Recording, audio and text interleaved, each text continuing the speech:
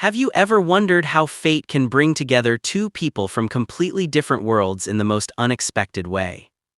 Before I begin, tell me, where are you watching this story from? Drop your location in the comments because what you're about to hear is more than just a story, it's a life lesson about pride, love, race, and the mysterious hand of destiny.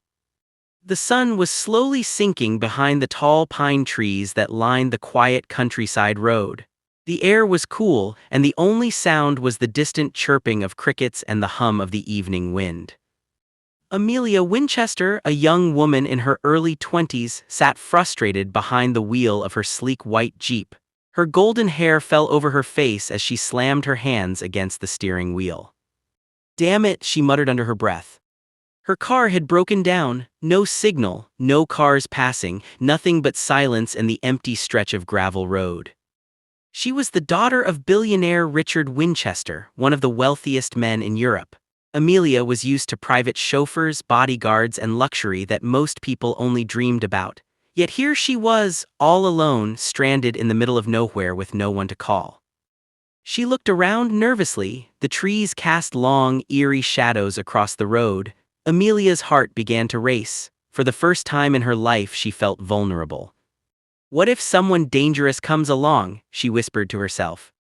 She tapped her phone again, no signal. Her designer heels clicked against the ground as she stepped out of the car and glanced up the road. Nothing. Down the road, still nothing. Her chest tightened. She was Amelia Winchester, daughter of a man who could buy entire towns if he wished, yet none of that mattered now. Out here, she was just a stranded girl.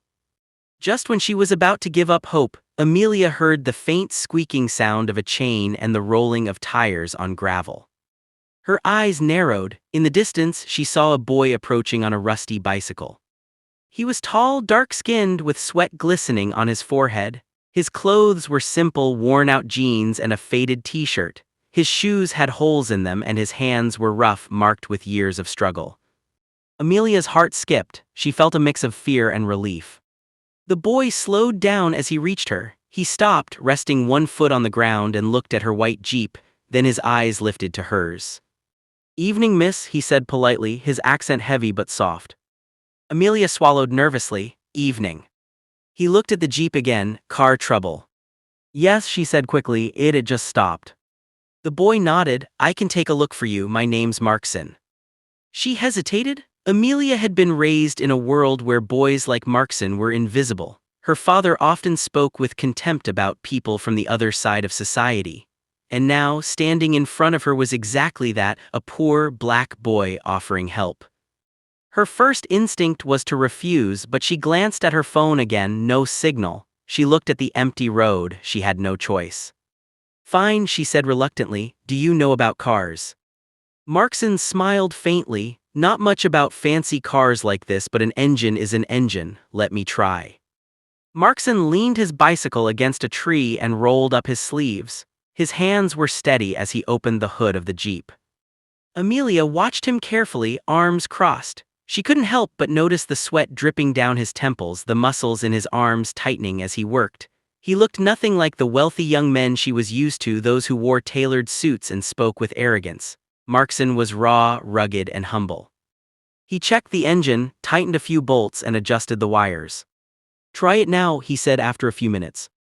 Amelia climbed into the car and turned the key. The engine roared, coughed, then died again. Markson frowned. Not the battery, something with the fuel line maybe. He got back to work, wiping his greasy hands on his jeans. Amelia, meanwhile, leaned against the Jeep, watching him with cautious curiosity. Finally, after almost half an hour, Markson stood back. His face was smeared with dirt, but his eyes were hopeful. "Try it again." Amelia turned the key. This time the Jeep purred to life. Her jaw dropped. You fixed it."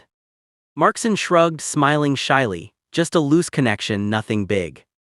Amelia stared at him in disbelief. No one had ever done something for her without asking for something in return. Markson didn't even look like he expected gratitude. For the first time, she really saw him. "You didn't have to stop," she said quietly. Markson chuckled. "I couldn't just ride past and leave you here. You looked scared." Amelia flushed. He was right. She had been terrified. "Thank you," she whispered. Markson nodded, wiping his hands again. "You're welcome." He turned to pick up his bicycle. "Wait," Amelia called out. He turned back, eyes curious. "Do you need a ride? It's getting late." Markson shook his head. "No, miss, my bicycle's enough." She frowned. "At least let me give you something." She reached into her designer handbag and pulled out a wad of cash. "Here." Markson's expression hardened. He raised his hand. "No, I don't need money for helping someone. I didn't do it for that." Amelia froze. No one had ever refused her money before. No one. Something stirred deep inside her chest. Respect. "Markson," she repeated his name softly, as if tasting it. "Yes, miss." "Don't call me miss, my name is Amelia." He smiled faintly. "Amelia, nice name." She smiled back before quickly catching herself. She was Amelia Winchester, the daughter of one of the most powerful men in the country. He was just a boy with a bicycle. A boy whose skin color in her father's world already placed him beneath her. But in this moment, none of that mattered. As she climbed back into her Jeep, she glanced at him one last time. He was already mounting his bicycle, ready to ride away into the fading sunset. For reasons she couldn't explain, her heart ached watching him leave. Amelia drove off, but her mind wasn't on the road. It was on Markson, his hands, his voice, his refusal to take her money. For the first time, Amelia wondered, what would her father say if he knew his daughter was even talking to a boy like Markson? She shook her head, trying to clear her thoughts. Yet deep down, she knew this wasn't the last time she'd see him. Fate wasn't done with them. Because sometimes love begins not in ballrooms or luxury mansions, but on a lonely road when a poor boy on a bicycle stops to help a stranded girl in a white Jeep. And this was only the beginning. 2 days had passed since that lonely road incident, yet Amelia Winchester couldn't get Markson out of her mind. She found herself replaying the memory again and again, his rough but gentle hands, his quiet humility, his refusal to take her money. No one in her world acted that way. People either wanted her attention, her father's influence, or his wealth. But Markson, he wanted nothing. That night, Amelia sat by her window overlooking the sprawling Winchester estate. The mansion glittered with lights, the gardens were filled with exotic flowers, and luxury cars lined the driveway. Yet for all the splendor, Amelia felt empty. Her father's words echoed in her head. "Remember who you are, Amelia. You are a Winchester. You don't mix with those beneath us." She closed her eyes, but what if those beneath us are the ones who truly see us? It was Saturday afternoon when fate struck again. Amelia had driven into the nearby town with her friends. They shopped, laughed, and paraded through boutiques as if the world belonged to them. But Amelia felt distracted. As her friends giggled over jewelry, her eyes wandered outside, and then she froze. Across the street she saw him. Markson. He was standing by a small fruit stall helping an old woman carry baskets. His clothes were different today, a simple button-up shirt and jeans, but his presence was unmistakable. Amelia's heart skipped. She hadn't expected to see him again. She hadn't even known she wanted to until now. "Amelia," her friend Chloe tugged her arm. "Are you even listening?" Yeah, of course," Amelia stammered, forcing a smile, but her eyes betrayed her. They kept drifting back to Markson. Finally, unable to resist, she excused herself. "I'll catch up with you girls later, I need some fresh air." Before they could question her, she slipped outside. "Markson." The boy turned, surprised. His eyes widened slightly when he recognized her. "Amelia." She smiled nervously. "So it really is you." He wiped his hands on his jeans and looked almost embarrassed. "Didn't expect to see you here." "Me neither," she admitted. She hesitated, then asked, "Do you live around here?" Markson nodded. "Yeah, just outside town. I work here sometimes, helping at the market." Amelia studied him closely. He looked tired, but there was something about the way he stood, confident despite his simplicity, that stirred something inside her. "I never really got to thank you properly," she said softly. "You already did," Markson replied with a small smile. "Your car's working right." She nodded. "Yes, and it's because of you." For a moment, they stood there in silence, the world around them buzzing with town life. Amelia felt an odd sense of peace just standing near him. Suddenly, a black SUV pulled up across the street. Amelia's heart dropped. She knew that car. Her father's security detail. The driver stepped out, scanning the street, and Amelia's blood ran cold. If her father's men saw her with Markson, it would spread like wildfire, and if her father found out, she didn't even want to imagine. She turned back to Markson quickly. I have to go, she whispered. Markson looked confused. Everything okay? She nodded hurriedly. Yes, just I'll see you again. Without another word, she rushed back inside the boutique, pretending to browse while her heart pounded in her chest. From the window, she watched Markson pick up his bicycle and ride off, disappearing into the crowd. Her stomach twisted. Why did it feel like she had just lost something important? That night, Amelia lay awake in bed, staring at the ceiling. She hated herself for running away, for being afraid of her father's shadow. She whispered his name into the dark, Markson. She wanted to know more about him, who he was, what he dreamed of, what struggles he carried. But she also knew her father would never approve. What if he never wants me to see him again, she thought. What if Markson doesn't even want to see me again? Her chest ached. It was a strange, unfamiliar ache. She was Amelia Winchester, the girl who had everything, but why did it feel like the one thing she wanted most was out of reach? The following afternoon, Amelia made a decision that would change everything. She slipped out of the mansion without telling anyone. No chauffeur, no bodyguards, just her and her white Jeep. She drove back into town, her heart pounding the entire way. And there he was again, Markson at the same fruit stall, arranging crates with that same quiet determination. Taking a deep breath, she approached him. Hi. He looked up, surprised but smiling. Amelia, you came back. Yes, she admitted. I wanted to see you. Markson raised an eyebrow, clearly intrigued. Why? She hesitated, then laughed nervously. Honestly, I don't even know, I just felt like I had to. Markson studied her for a moment, then to her surprise he said, Do you want to see where I live? Her heart skipped. No one had ever asked her something so simple yet so intimate. Yes, she whispered. Markson led her through the winding streets until they reached the outskirts of town. There, tucked away in a small neighborhood, stood a modest wooden house. Its roof was patched, its walls weathered, but it had a warmth to it that no mansion could ever match. Inside, Markson's younger siblings ran about, laughing and chasing each other. A little girl no older than 6 clung to his leg, giggling as she called, Markson, Markson. Amelia stood frozen in the doorway, watching the scene unfold. It was chaotic, messy, but alive. Markson introduced her shyly. This is Amelia, she's a friend. The word friend made Amelia's heart flutter.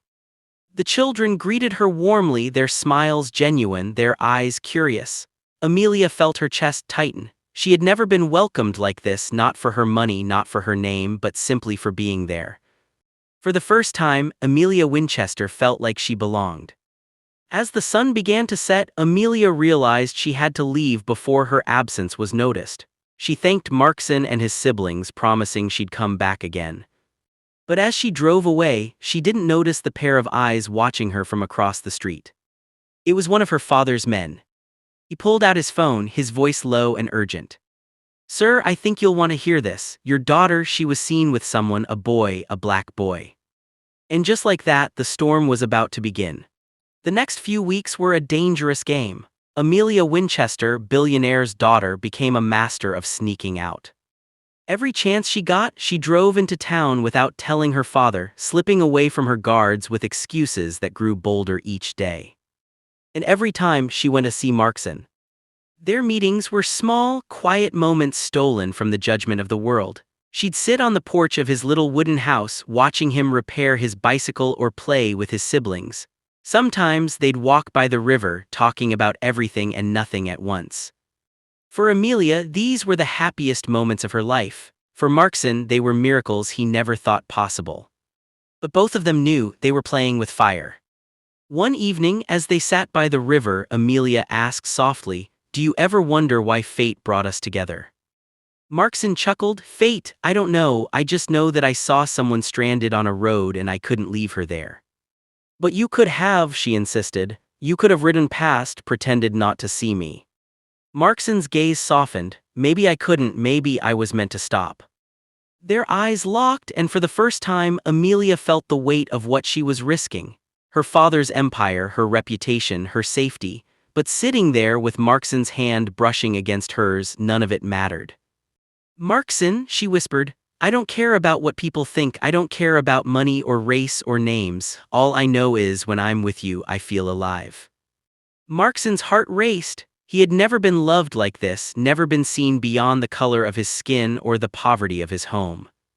"Amelia," he breathed, "you don't know what you're saying. Your world and mine, they don't mix. If your father knew." "I don't care," she cut him off, tears in her eyes. "I don't care." And at that moment he kissed her. It was gentle, hesitant at first, but then it deepened, carrying all the longing they had held back. For Amelia, it was her first real kiss. For Markson, it was the kiss that would change his life forever. But secrets don't stay secrets forever. Unbeknownst to Amelia, her father's men had already been following her. They didn't act right away, but they reported every detail: her drives into town, her visits to the boy's house, her time spent by the river. Richard Winchester was furious. His daughter with a black boy. In his world, that wasn't just a scandal, it was war. He kept quiet, waiting for the right moment to strike. One Saturday, Amelia convinced Markson to take her on a bicycle ride through the countryside. She laughed like a child as she sat on the back of his old bike, her arms wrapped tightly around him, her golden hair flying in the wind. For Markson, it was the most perfect day of his life. For Amelia, it was freedom. As the sun set, they sat together on a hill, watching the sky turn orange and purple.